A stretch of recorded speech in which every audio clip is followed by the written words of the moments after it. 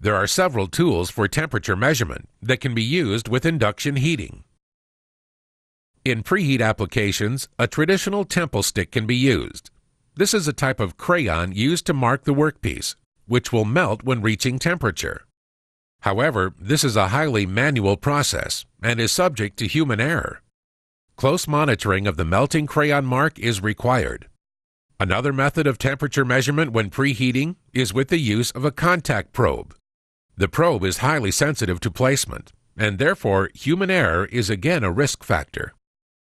To ensure accuracy, the probe must be placed in the center of the heat zone, underneath the blanket, and it must be in direct contact with the workpiece. If the probe is not in direct contact with the metal, it will report a lower temperature than the true metal temperature, resulting in overheating and possible damage to both the probe and the blanket or cables. The probe should not be used above 600 degrees Fahrenheit. The probe is then plugged into a thermocouple extension cable, and in turn, the cable is plugged into the front of the ProHeat. The most accurate and reliable way to measure temperature in an induction heating process is by using welded thermocouples.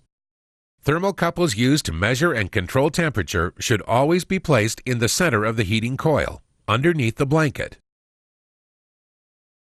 Thermocouples used as monitors can only be placed next to the joint to verify desired temperatures, but they should not be used for the temperature control. Doing so will overheat the material in the heat zone.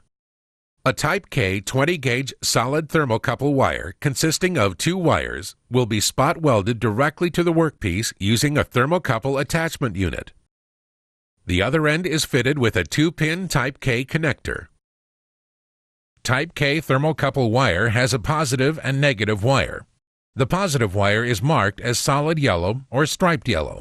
The connector screw terminals are marked positive and negative. Be sure to attach the wire to the connector with proper polarity. The 2-pin connector plugs into a 3-pin composite extension cable. The extension cable has a 6-channel block of 3-pin female connectors, numbered from 1 to 6. The pin size determines its location in the 3-pin female connector. The extension cable contains 6 shielded cables. The shielded cable is used to protect the power source from electromagnetic interference. The 3-pin male extension cable plugs into the front of the ProHeat power source, which contains a 3-pin female connector. Now, let's look at how to properly attach thermocouples to a pipe or workpiece. To attach thermocouples, use a portable thermocouple attachment unit. This unit will spot weld thermocouple wire directly to the workpiece to ensure accurate temperature measurements. It's important to attach thermocouples to a clean surface. Often, filing the surface or grinding must be performed. Then, strip a 1/4 inch of insulation from the thermocouple wires. Set the output variable control of the thermocouple attachment unit to about 80% of full scale. Put the yellow wire on first. Grab the end of the stripped wire with the tip of a pliers. The pliers hold the thermocouple wire securely in place for welding onto the metal.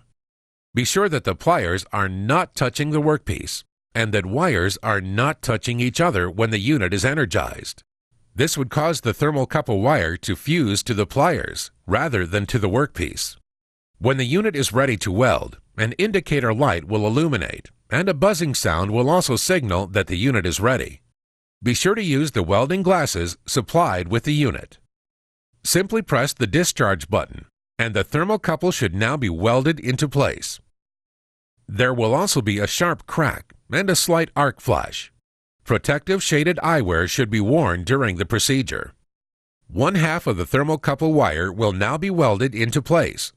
Repeat the process with the other half, placing the 2 wires side by side, approximately 1/4 inch to 3/8 inches apart from each other.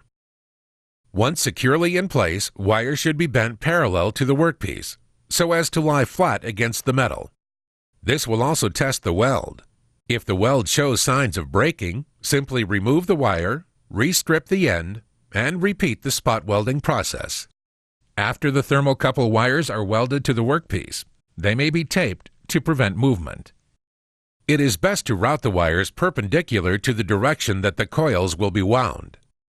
The thermocouples are then plugged into the thermocouple extension cable, and in turn the cable is plugged into the front of the ProHeat.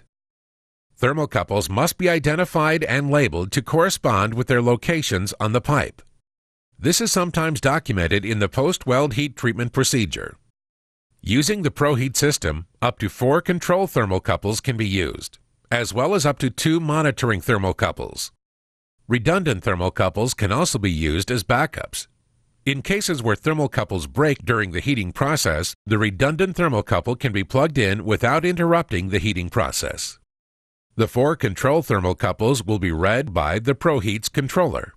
When all 4 control thermocouples reach the desired temperature, the ProHeat automatically reduces the power so as to uniformly maintain desired temperatures.